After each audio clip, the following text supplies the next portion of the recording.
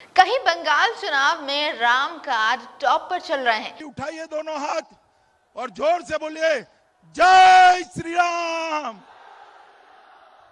तो कहीं पाकिस्तान जैसे कट्टर देश में कई सालों बाद मंदिर में जुट रहे हैं पर्यटक।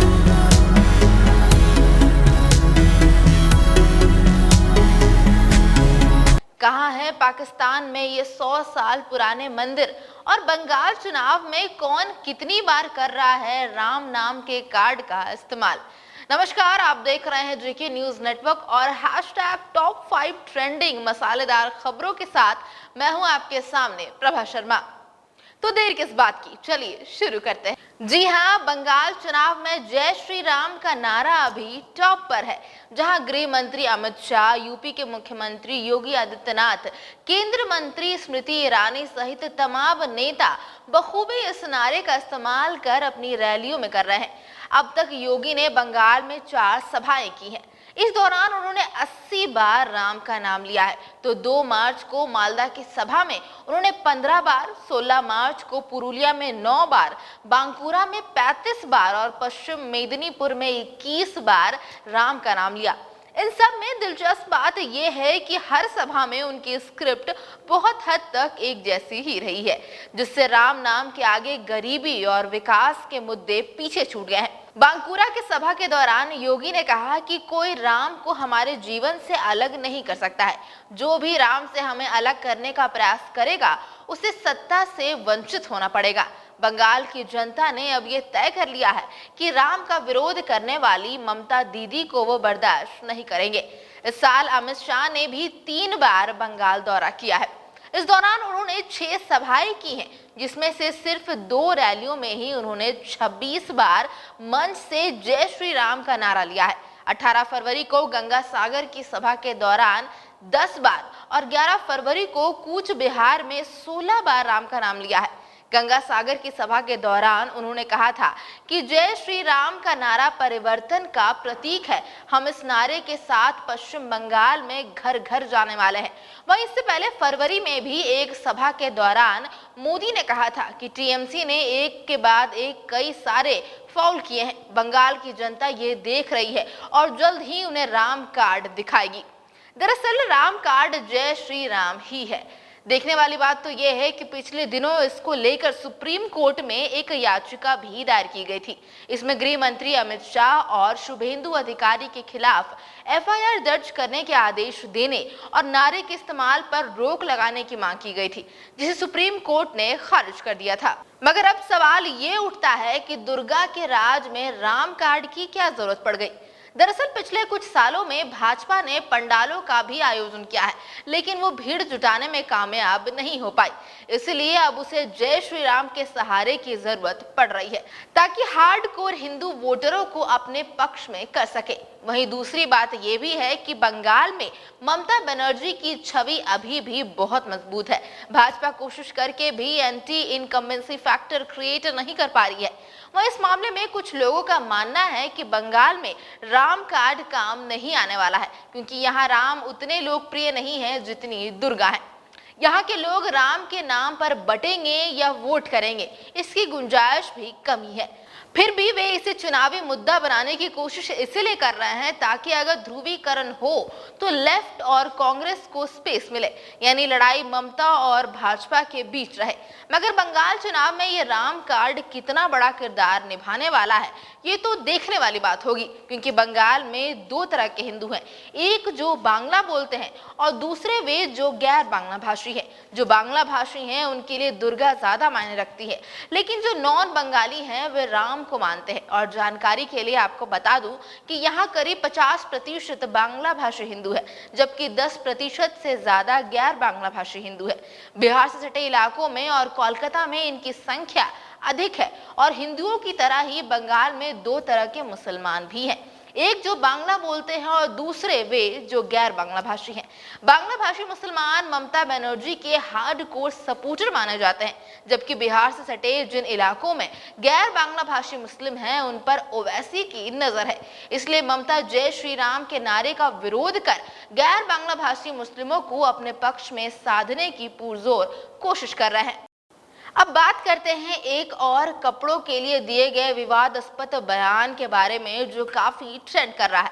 जैसे कल भी हमारे टॉप 5 ट्रेंडिंग में तीरथ सिंह रावत के रिप्ड जीन्स से जुड़े बयान ट्रेंड कर रहे थे, जिससे महिलाओं के पहनावे के बयान को लेकर पहले ही बवाल मचा हुआ था।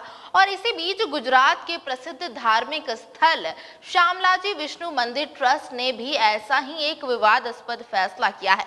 ट्रस्ट ने छोटे कपड़े जैसे स्कर्ट बरमूडा पहनकर आने वाले श्रद्धालुओं के मंदिर में प्रवेश पर रोक लगा दी है। मंदिर ट्रस्ट से मिली जानकारी के अनुसार यह नियम शुक्रवार से ही लागू कर दिया गया है। ट्रस्ट का कहना है कि ऐसे कपड़े पहनकर आने वाले श्रद्धालुओं को मंदिर के बाहर ही रोक दिया जाएगा। हालांकि ट्रस्ट की ओर से दर्शन करने तक के लिए कपड़ों की व्यवस्था की जाएगी।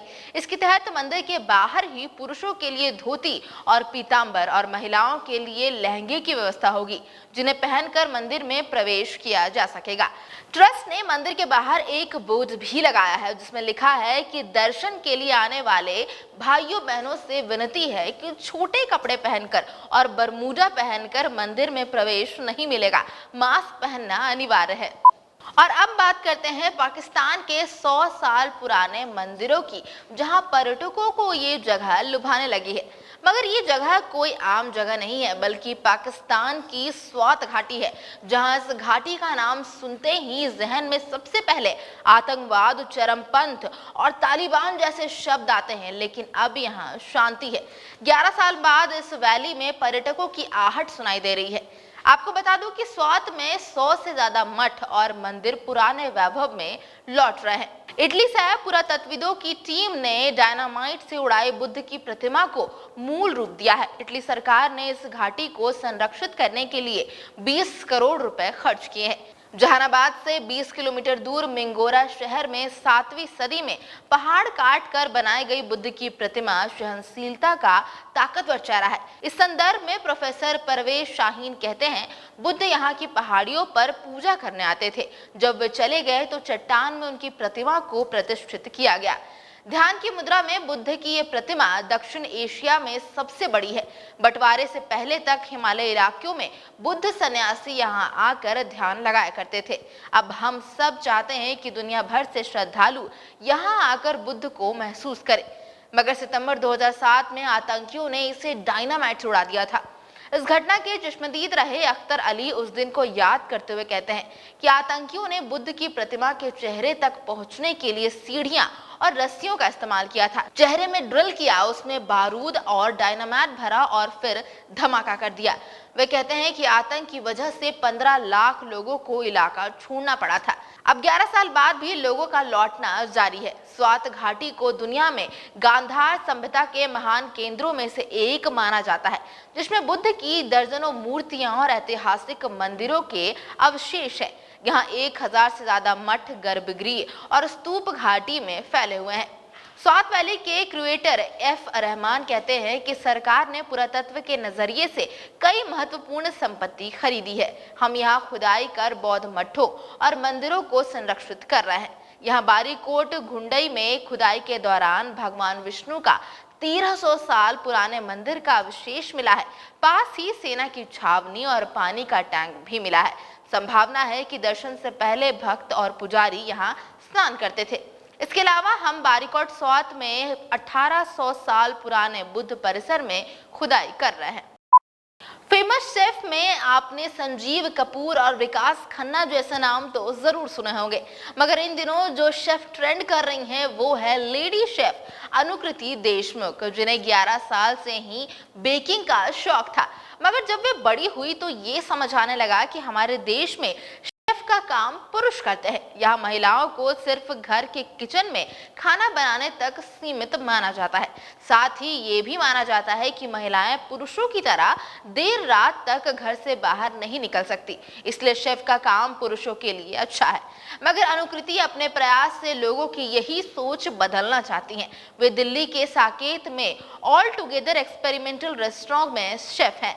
अनुकृति नाइजेला लॉन्स, एंथोनी बॉर्डन और गॉर्डन रामसे को अपनी इंस्पिरेशन मानती। इस कैफे की ये खासियत है कि यहाँ के किचन को सिर्फ लड़कियों की टीम ही संभालती है। अनुकृति इन लड़कियों के नए आइडियाज के साथ अपने कैफे के खाने से लेकर इंटीरियर को संवारने की दिशा में प्रयासरत है।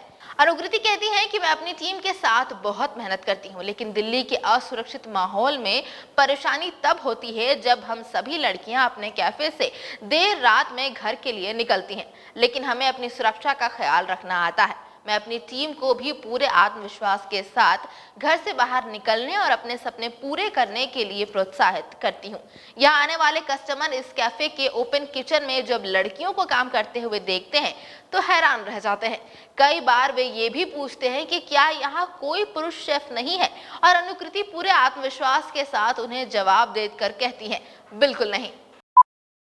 और आखिर में बात करते हैं रांची में ट्रेंड कर रहे पिंक सिटी बस की। जी हां, राजधानी रांची में महिलाओं को सुरक्षित यातायात मुहैया कराने के लिए रांची नगर निगम की तरफ से पिंक सिटी बस सेवा महिलाओं को तोहफे के रूप में मिली है। जहां आज यानी शुक्रवार से इस नई सेवा का उद्घाटन mayor Asha Lakra, deputy mayor Sanjeev Vijayvargiya तथा नगर आयुक्त मुकेश कुमार ने किया। इस सेवा के तहत फिलहाल 2 बसों का संचालन किया जाएगा। ये बस सेवा महिलाओं के लिए आरक्षित होगी, जो कचहरी चौक से राजेंद्र चौक तक इसका संचालन किया जाएगा। आने वाले दिनों में कांटा टोली, हिनू चौक से लेकर लालपुर तक इस बस सेवा का विस्तार किया जाएगा। वर्तमान में कचहरी चौक से राजेंद्र चौक के बीच 18 सिटी बसों का संचालन हो रहा था। इसमें 2 नई बसें जुड़ गई हैं। अब इनकी संख्या 20 हो गई है। पिंक सिटी बस में कंडक्टर से लेकर खलासी तक की भूमिका में महिलाएं होंगी। ये सभी पिंक पोशाक में होंगी। कचहरी से राजेंद्र चौक का भाड़ा 5 रुपए निर्धारित किया गया है। इस बस सेवा से शहर की महिलाओं को काफी सहूलियत होगी। तो आज के टॉप 5 ट्रेंडिंग में हमारी आज की ये थी 5 खबरें। उम्मीद करती हूँ आपको पसंद आई होगी और इससे शाम की गपशप के लिए काफी मसाला भी मिल गया होगा। तो बस ऐसे ही हर दिन की मसालेदार खबरों के लिए बने रहिए हमारे साथ जेके न्यूज़ नेटवर्क।